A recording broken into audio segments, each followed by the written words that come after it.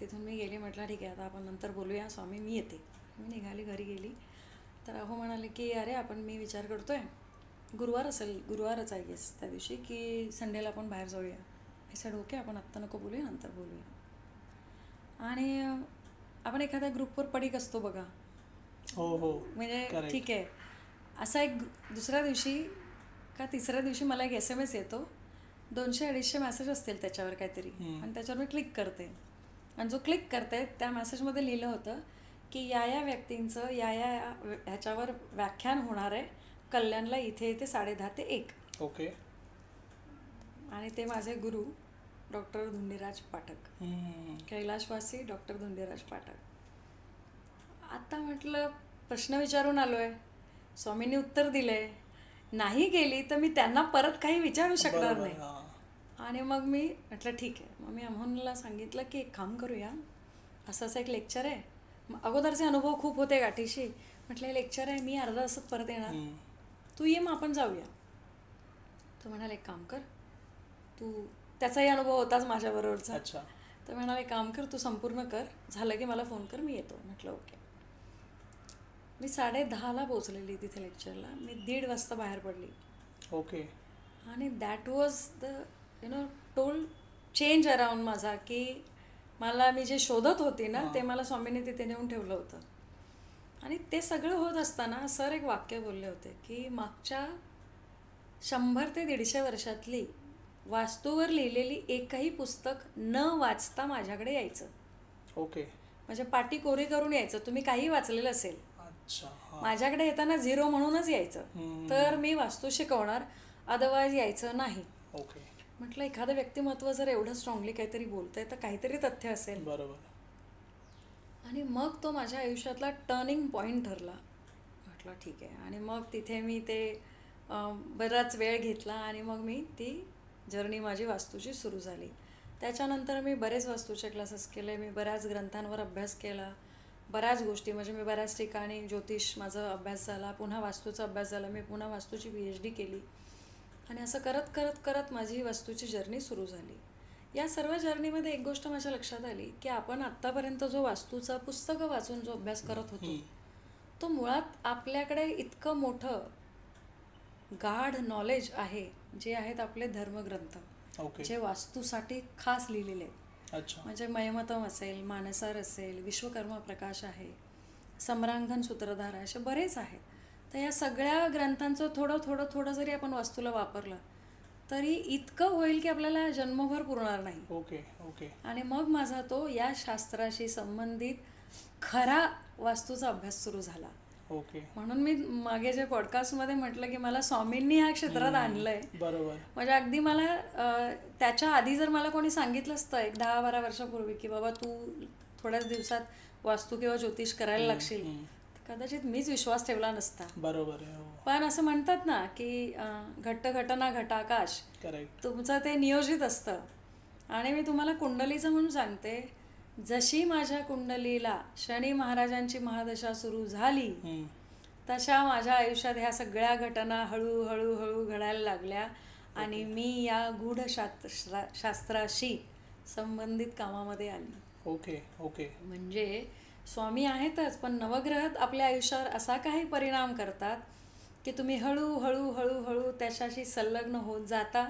आणि मग तुम्ही या क्षेत्रात किंवा कुठल्याही अन्य क्षेत्राशी तुमचा व्यवसाय होतो, किंवा तुम्ही परिचित होता, किंवा तुम्ही व्यवसाय वाचन करायला लागता, काहीही करायला लागू शकता.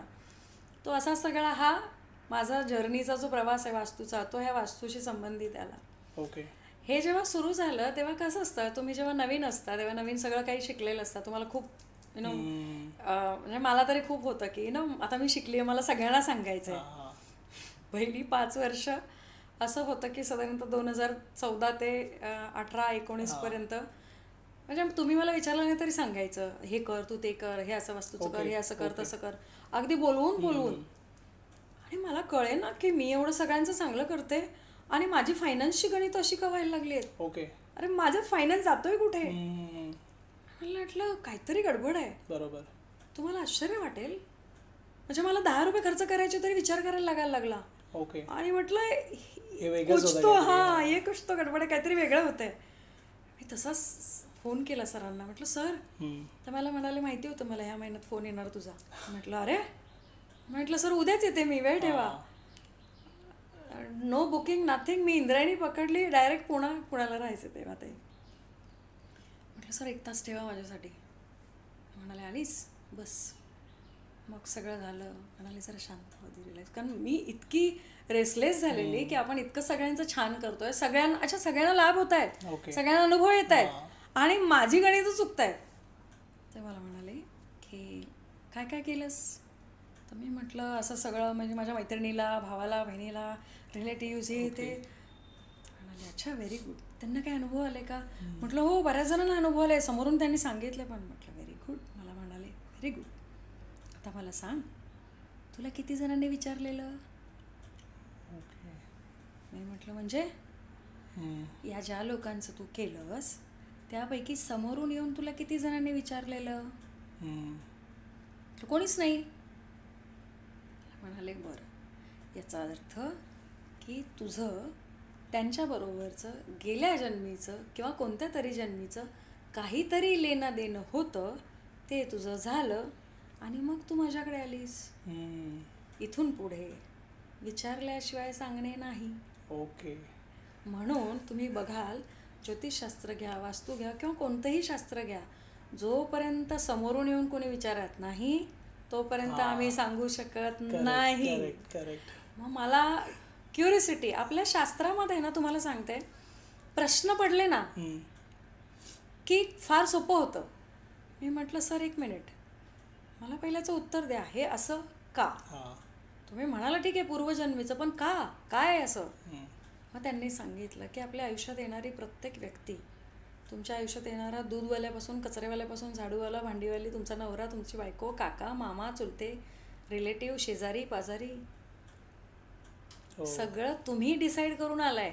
खाली येताना चित्रगुप्ताबरोबर ॲग्रीमेंट झालंय. अच्छा. हा माझा नवरा, हा माझा मुलगा, ही माझी मुलगी, हे माझे सासू सासरे, हे भाजीवाला, दूधवाला, ह्या सगळ्यांचे हिशोब झाले, माझं सेट झाले की मी वर येणार. ओके.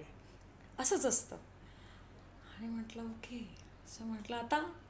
तर म्हणाले झालं, तुझा हिशोब झाला म्हणून तर इथेच, आता इथून पुढे प्रोफेशनल. ओके. आणि तो दिवस माझ्या आयुष्यातला होता की मग then I turn into a very professional. म्हणजे विचारल्याशिवाय सांगायचं नाही. आणि हेच कारण आहे की मग तिथून पुढे प्रोफेशनली या क्षेत्रात उतरल्यानंतर मी मग मात्र प्रोफेशनली जे काय की ही माझी फीज आहे, हे आहे.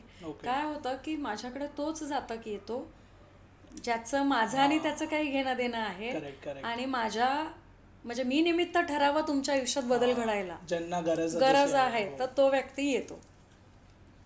आता हे घडत असताना याच्यात एक किस्सा असा झाला होता की ह्या 5 वर्षाच्या मधलाच, की मी आणि माझी मैत्रीण CSTला, आमच्या दोघींची कॉमन मैत्रीण म्हणण्यापेक्षा तिची बहीण, मावस बहीण, काहीतरी एक रिलेशन आहे तिचं, बहीण तिथे राहत होती. आणि असं व्हायचं की आम्ही प्लॅन करायचो की चला जाऊया फिरायला.